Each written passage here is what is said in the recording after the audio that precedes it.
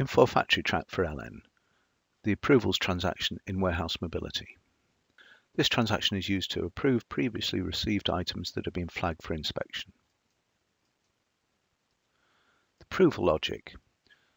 When using the approval screen, we can enter the handling unit, lot number, serial number in the reference ID field, or we can enter the order type, warehouse, and order number and item to identify what is being inspected. When the inspection form comes up, we can enter the approved quantity, the rejected quantity along with the reason code, and the destroyed quantity if appropriate along with the reason code.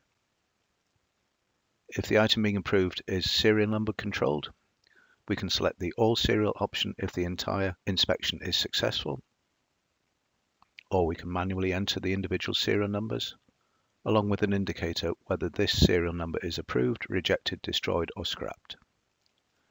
We can also reset the serial numbers if we've made a mistake, or review the scanned serial numbers.